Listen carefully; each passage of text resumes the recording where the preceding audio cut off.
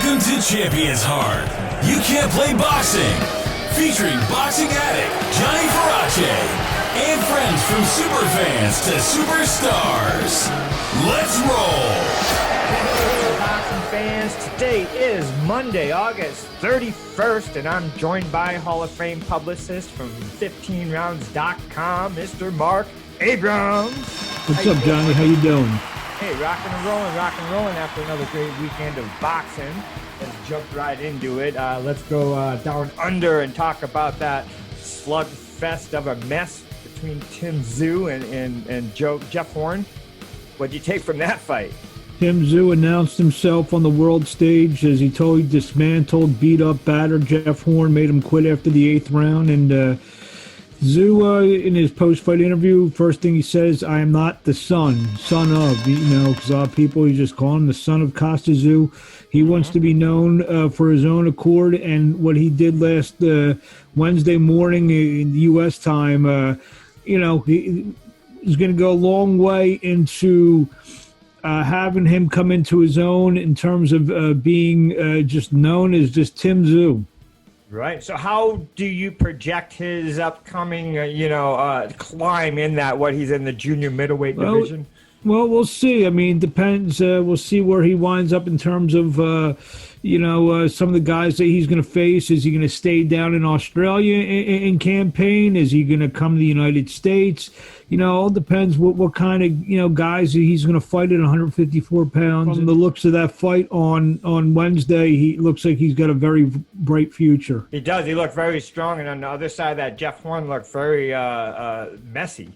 He was kind of all over the place, coming. Well, he's always. I mean, he's always been like that. Even when he fought Pacquiao, it was more or less trying to overwhelm him. When he tried to fight Terrence Crawford, we saw him fight. He really didn't have a quote boxing game plan in the sense that his thing's always been to kind of maul and brawl and.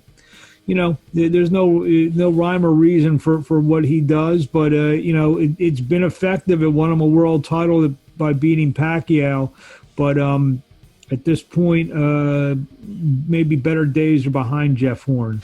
I agree. Ding, ding, ding. Speaking of a slugfest, Vladimir Hernandez and Alfredo Angulo go at it. What a slugfest. Yeah, it was a good fight. Hernandez took the fight literally on 2 days' notice after Caleb Truax fell ill at the weigh-in on Thursday, or maybe it was before the weigh-in on Thursday. The weigh-in was Friday. So, yeah, he fell ill a couple days before. And Hernandez, 11-4 fighter, got the opportunity and seized it. And Angulo is just getting slower and slower and slower. I really don't need to see him anymore. He's taken a lot of punches in his day and took a lot of punches on Saturday night. So, not that Vladimir Hernandez is going anywhere, but, he got an opportunity, seized it, and he'll probably get another opportunity. Well, that answers my next question. Is that the last we're going to see of Angulo on this bigger stage? Most likely. So. Yeah, most likely. Right. So that was on the undercard of Erislandy Lara, just out everything Greg Vendetti. Yeah, I mean, Vendetti tried. Lara just did what he's done for most of his career, and that's just box, not be overly exciting, get the win, and move on to the next one. So that's pretty much it for that, in my opinion. We'll see what happens if they're going to try to match him up with the winner of Rosario and Charlo, which happens September 26th, and maybe that's what they're looking to do. All right, based on his performance on Saturday night, do you think he could stand up and give either one of those a great challenge? Charlo, I don't know. Rosario, we'll see. Rosario had the great win over Julian Williams. Let's see how he performs on September 26th. If he performs well and wins the fight against Charlo, you'd probably have to make Rosario the favorite in that fight. Ding, ding, ding. Right on. So let's move to junior welterweight. So there's some action this weekend. Of course, Arnold Barboza totally dominated Tony Lewis from opening bell to ending bell. Tony Lewis came to fight. Yeah, right? I mean, I've known Tony a long time. He brings it. Just, I don't know if it was the size. I don't know if it was, whatever it was. But Barboza had his way, won every round, and he looks like he may fight Alex Salcedo coming up next, who's an all-action fighter, and may give him a real good run for his money. And you feel that's his right progressive step then to take Saucedo on that next fight and then to see where he goes from there? At 24-0, yeah. I mean, why not? Yep. Good. All right, so Ramirez Postol. That turned out to be a little bit of a chess match. Yeah, it was very, very competitive. Obviously, the majority decision. One judge had it six rounds apiece in that fight.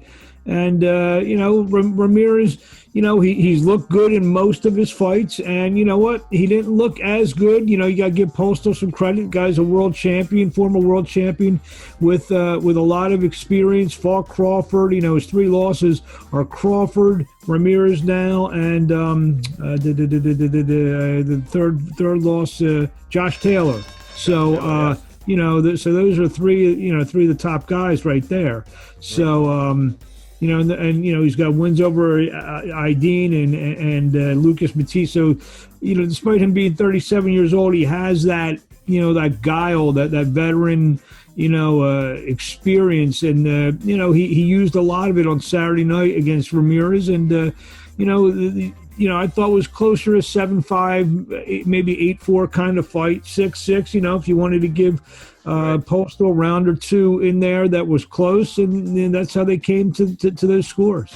Agree. I too had it 1 round of Ramirez to the advantage based on, he was a little more active at times, but Postol's size and that long frame he has, he fought great behind that jab all night. Correct. Yeah. Sure, and he's a real vet in there. All right. So speaking of Taylor, he, this kind of lines up a possible fight between him. What do you take from Ramirez's performance Saturday going into a matchup with Taylor? It's amazing in boxing. I think Taylor would have been the favorite regardless.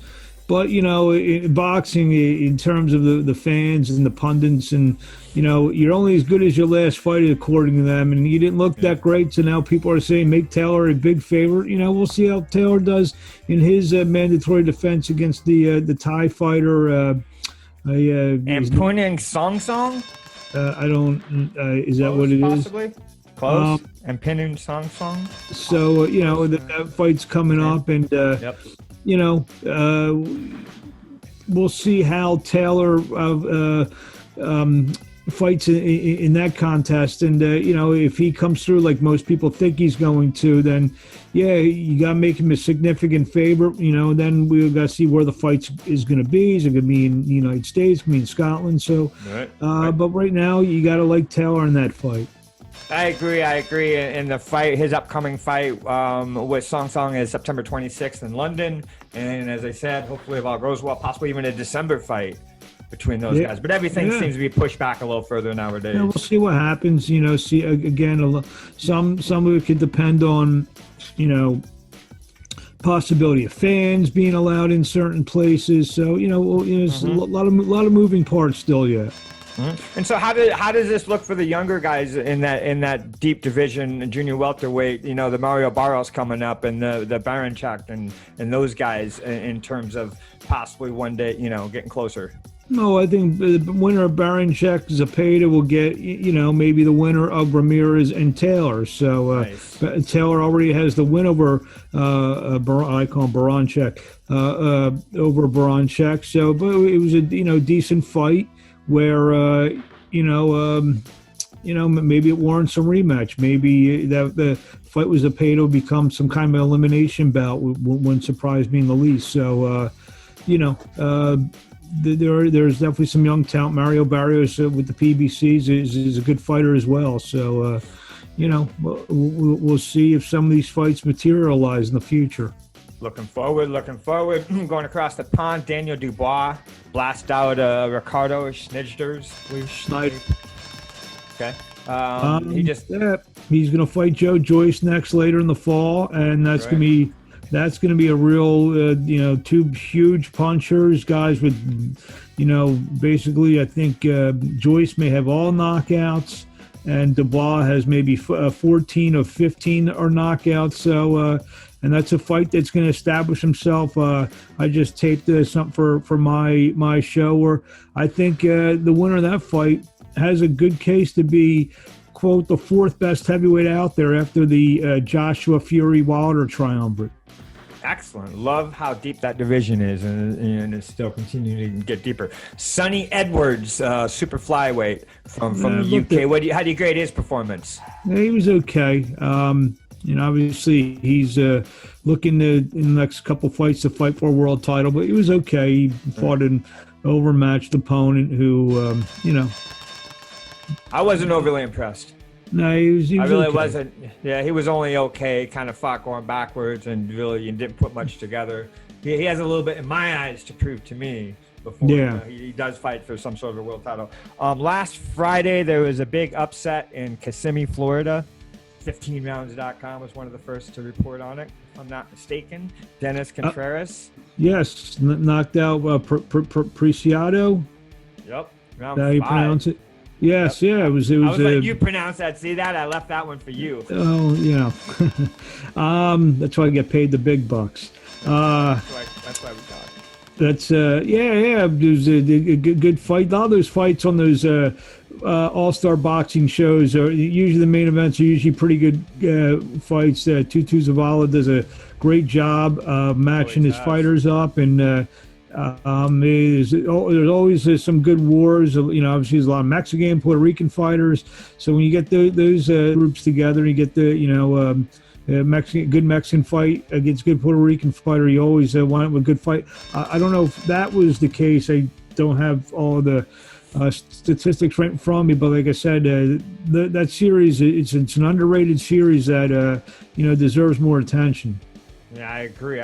Hopefully with, some good things are coming with boxing, I think, is one of the sports benefiting with COVID a bit, and that they're able to maybe get more stuff out there. Maybe more people are paying more attention to a little bit of the under fights and the smaller fights. Mm-hmm. But yeah, that was a big upset. And, he was scheduled to fight, Persado was scheduled to fight Michael Conlon earlier in March, just before the pandemic. So I wonder how that would have went. Well, obviously the kid can punch a little bit, so it probably would have been a competitive fight. Right. Elvis Rodriguez looked pretty dangerous still with another big KO. Yeah, a lot of people think that he's one of the top prospects in the game, and the handful of times I've seen him now, and I can't disagree. Obviously being with Freddie Roach helps a lot, and he's got pretty vicious power. He destroyed that kid, I believe Cody Wilson, I believe his name. Yeah. Perfect left, straight left hook, flattened him in the corner, and he's definitely a name to look out for, is Elvis Rodriguez. Plus he's got a pretty good little gimmick with screaming. He's charismatic, he's charismatic. He's got personality. From a guitar player that I'm speaking with, you probably like that as well. Yeah, that's why we're talking about him. He definitely, you know what, you're right. And those things definitely stand out. You got to be a bit of a showman. I love that. And I think the second most beneficial boxer out of COVID, Schoolteacher Gabriel Muratalla. Am I saying his name right? Yeah, I mean, obviously Top Rank has had the advantage of doing these shows, of developing some guys. I mean, you mentioned Muratalla, his brother won the other night as well. You mentioned Rodriguez, obviously the darling that is Clay Collard, who's emerged from this as well. So I mean, there's some good young guys who maybe we would not have been able to kind of get on as quickly as we have, if not for Top Rank doing the terrific job that they've done. They've done a great job, too, and we thank them for keeping the boxing going and everything that's going on. Upcoming, there are a couple fights that they actually announced. Emmanuel Navarrete versus Ruben Villa. I think that's a great matchup, right? It is a great matchup, and I obviously, editor's note, I've been working with Ruben Villa since he's turned professional with Banner Promotions and Thompson Boxing, so you know where my heart lies on that. Yeah, sure do. That's going to be a great fight, and congratulations on positioning him so well. He's a great fighter. I was following him in the amateurs, and right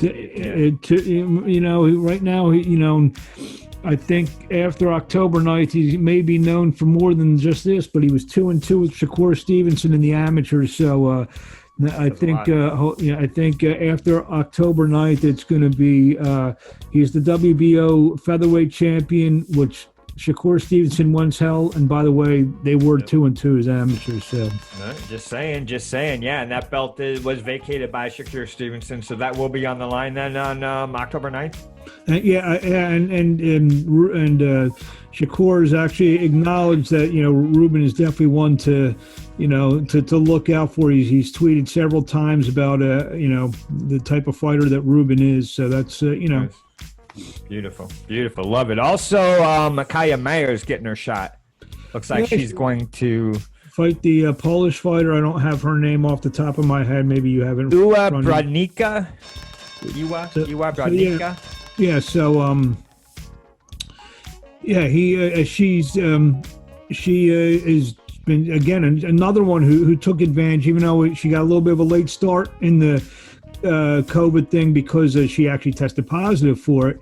A false positive, actually. Yeah, false positive, and she when she got her opportunity to fight Helen Joseph, she did a hell of a job in that fight, and she definitely earned this title shot. And we were mentioning Katie Taylor and Clarissa Shields.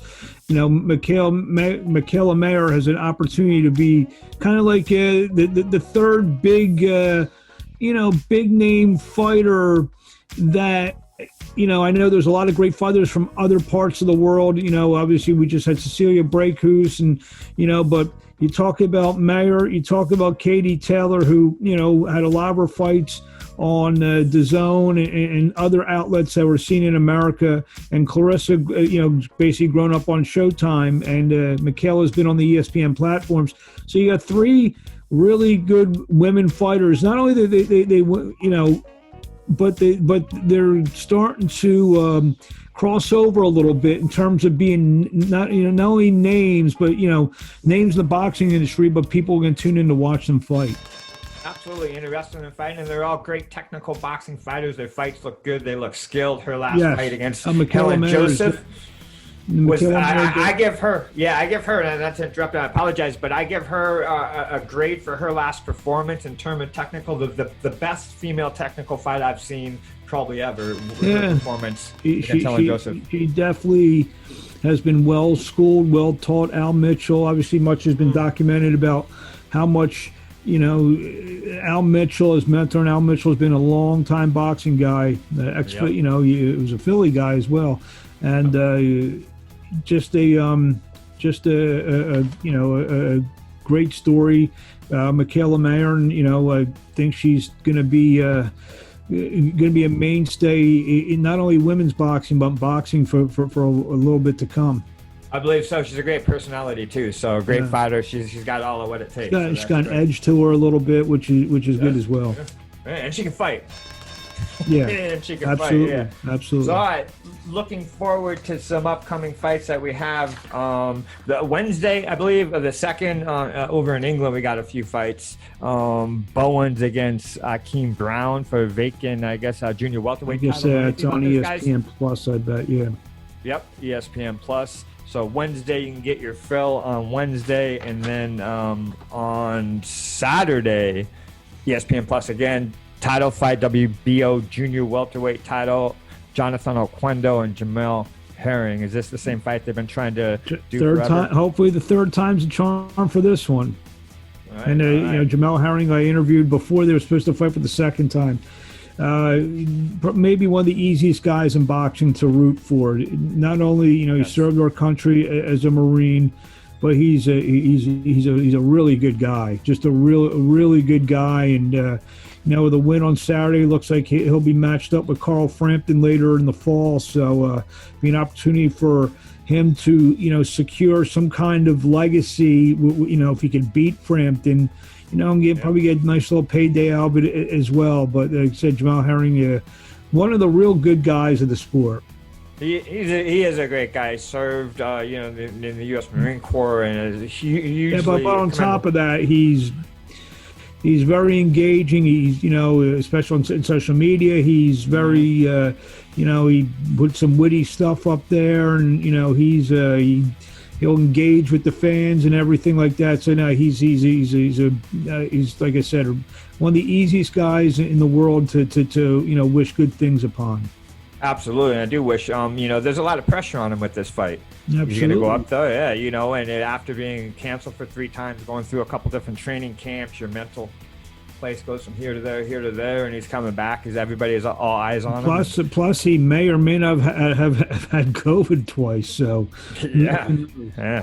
And then fighting in a foreign space like a quiet arena, what's that? It's I don't put. I've interviewed a lot of these fighters. It's not affecting him much. You don't feel? Not really. It's a fight. It's the same thing for the other guy too. So it's not like the other guy isn't fighting from a quiet arena as well. So good point. Always good point. Always good points. And that's on Saturday. Looks like heavyweight Jared Anderson's hopping back in. One of the prospects, top ranked. Again, another guy who flourished in this the COVID series that they had during the summer. He's now a heavyweight that got on everybody's radar as a potential future star. I believe he's about 5-0 now, and he's young. I think he's 19, 20 years old, and he has he's a potentially very bright future in the sport. He does, and one huge advantage he has is a great amateur boxing career. He has a lot of amateur fights and great deep amateur career, and those guys go a long way. Mm-hmm. They definitely go a long way. All right, let's have some fun. Julio Cesar Chavez Jr. is going to fight on the same card as his father, who's doing a third exhibition with Jorge Arce at the age of God knows what, 50, whatever he is now. I don't believe that even Junior even has a license to fight anywhere in the U.S. right now. I don't know. I don't know his situation, but whatever he's got going on down there, so be it. So anybody down in Tijuana, you want to go check out the Chavez. There's actually a good show Saturday night on internet pay-per-view, Best in Boxing. On bestinboxing.com, globalsportsstreaming.com. You mentioned Tijuana. Some good young fighters. I think there's a good flyweight fight that's the headliner, but there's 3 or 4 really good young fighters out of the Stockton, California area. They're going to be on the card. A kid named Wade Jones III. Manuel Jaimes is fighting, and a kid named Giovanni Gonzalez. So check that out. We'll have the prelims live on 15rounds.com. I believe about 7 o'clock on Saturday night. 7 o'clock Saturday night. I'll put the links and everything so that they can just click right on that. That's great. Yeah, the first four fights you can watch for free on like I said, I'll have it on 15rounds.com, and then I get on bestinboxing.com. You can order the main card for $9.99. $9.99, bestinboxing.com. Awesome, man. We'll put that out everywhere. All right, my man. Always great chatting boxing with you, my man. Most knowledgeable guy in boxing right here. Look forward to talking to you again. Yes, sir. Next week we'll do it again. Until then, you dream big, live large, and love life, brother, okay? Peace out. All right, see you later, man. Thanks. See you. Thank you.